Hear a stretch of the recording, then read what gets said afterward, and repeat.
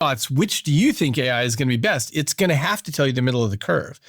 But the surprising part is the part that you circled there, which is the one on the edge is the one that humans like. Okay, so I totally agree with you, but let me just mention one thing, which is fascinating, which is that often the way it's doing it is not at all the way that a human would do it, which might be fine for our purposes. But the data and the way that it's picking up on it, it might be something about, how much, I'm making this up, how much green was in the YouTube thumbnail image, or how much red, or whatever the thing is, or just noticing that there's big font versus smaller font, or whatever. It's some ridiculous thumbnail that doesn't make any sense to you as a human, nor to your fellow humans, but it might say, oh yeah, this would be great, because it's judging things on very weird dimensions that we can't always see. In the example you gave about maybe it's because the text is bigger or the color red. As a human, we think if the font is bigger, it performs better. We know that red performs better than green. Human art constantly evolves, and all AI is trained on is what has been done before and what has worked. And so if I asked it, let's say we composed 5 different songs and said, hey, AI, which song is going to be better? It's going to say something that's right in the middle of the distribution of popular songs. But that's not what actually makes it next year and the year after. It's new things, it's new twists that nobody has seen before. So because AI can only be trained up on what already exists, it's never going to get the new thing at the edge.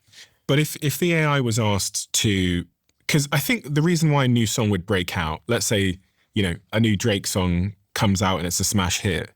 If we think about that distribution curve, so like if I draw it on the grid, you're saying that this middle section here is what sort of AI will aim at because it's the popular and the known. Yeah. Well, if I tell AI to make 1 million songs, which is kind of what I guess is what's going on every day around the world, if you scattered them on this graph at Absolutely.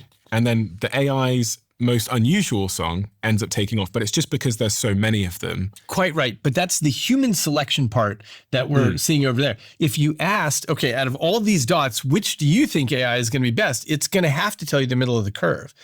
But the surprising part is the part that you circled there, which is the one on the edge is the one that humans like. Why? Because we're constant novelty seekers. We care about the things that are new. I think the point I'm getting at is that the creation of it, the creative process is still the same, which is like totally AI or humans just trying a bunch of shit and then the world going, oh, that one. This is consistent with what I'm saying, which is that AI can be massively creative in terms of the generation of something, but you need humans to do the selection. I'm only arguing the point that AI is not good at saying, okay, I've generated 100 songs. We end up saying, hey, wait, this one is just weird and unique enough that I really like that.